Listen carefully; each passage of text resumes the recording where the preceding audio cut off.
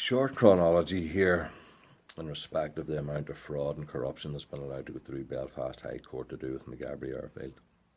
This is mainly to do with Justice O'Hara, but there's a couple of other judges I'm going to mention here as well. On the 31st of March 2015, Justice O'Hara granted an order where I have to hand over 110 acres of Maghaberry Airfield and not affect the sale of the lands. This order was in favour of Allied Irish Banks Colliers International. There'd been a 2-day hearing in January. Now, he didn't issue that order until the 31st of March. This was all done on the strength of invalidly appointed receivers, backdated documents, counterfeit charge documents, and more importantly, a bundle of lies on behalf of Colliers, Allied Irish Banks, and even prison service had lies and sworn affidavits as well.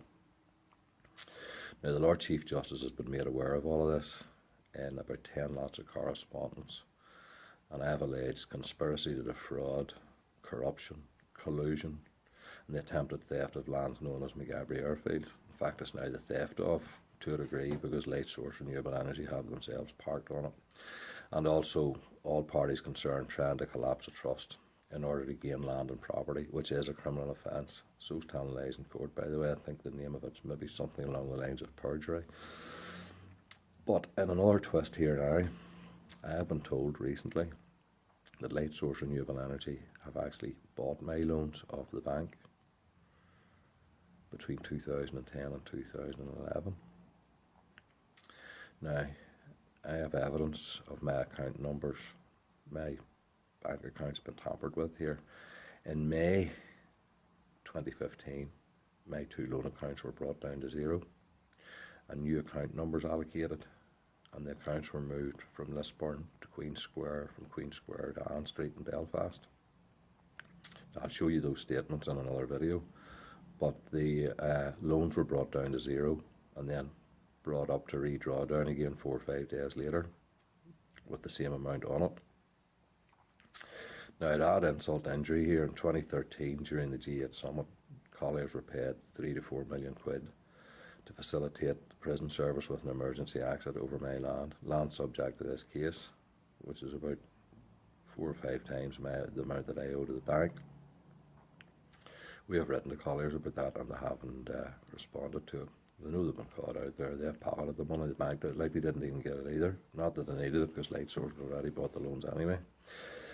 Further on again, more insult again. In February 15, this was between the hearing with O'Hara and his actual judgment in March. In February 15, Justice Deeney, who banks with Allied Irish Banks, granted the Northern Ireland office and prison service. This was in a separate case, by the way.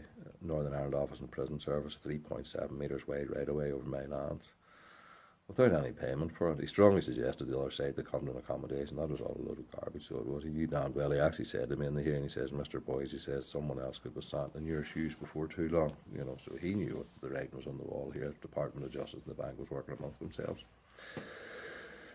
So in April and May of 15,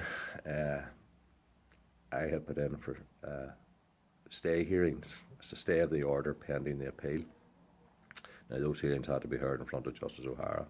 3 lots of applications I put in. Third application, Justice O'Hara told me never to bring this case back in front of him again. So after that again, I put in 2 letters of complaint about Justice O'Hara, basically showing bias towards the bank and that he didn't know really anything about land or trusts or right-of-ways or anything else, which he probably doesn't, because he's a family judge. So he obviously took the hump at that. He would, he should have been recusing himself at that stage, but taking himself off the case. But he's in that deep now; he has to carry on, So, in a separate issue, actually, there was a case on the 6th of October that year. Nothing to do with this at all. It was a case to do with my wife's mother, who's residing in a nursing home in Dunmurray. And O'Hara heard that case. My wife wasn't present, but some of her family members were, and due to Justice O'Hara's actions, she now hasn't been able to visit her mother in Kilwee nursing home for almost now 2 years. So. But now, even though Justice O'Hara has been asked to recuse himself of this case, and he's conflicted left, right and centre because of my complaints against him, he has still persisted on ahead to hear cases without me being present at all. No defendant present, just him and William Gowdy for the plaintiffs, their own little setup. Most recent one, as some of you are maybe aware, was on the 11th of May this year, where he issued an order to commit me to prison because I hadn't handed over these lands and it affected the sale of the lands, and just complete criminal OTR here. So he'd forgotten to even look at the fact that in an appeal hearing on the 24th of November 2015, Justice Weir, Justice Gillen and the Lord Chief Justice himself, they strongly suggested to me that I get an agent with a view to maximising the amount that these lands could generate. So even at this very day, those lands are still all up for sale, 340 acres on the instructions of the E.T. Boys Trust. So, that's the case of the right hand not knowing what the left hand's doing. Also, in 2016, I put in 2 applications, 2 notices of motion to challenge the validity of the appointment of receivers. Now, on the 25th of April, at a formal hearing, the Lord Chief Justice himself promised me, told me, he says, Mr. Boyce, those cases will be heard. You'll have a date for those cases. I'm still waiting on them. Now, the reason why they haven't let those cases go ahead is because the court knows as a fair idea who I would have been bringing with me to fight those cases. And all of this stuff would then unravel that I'm saying here now. So I haven't been granted a date for that. They'll never hear it. They don't want to hear it.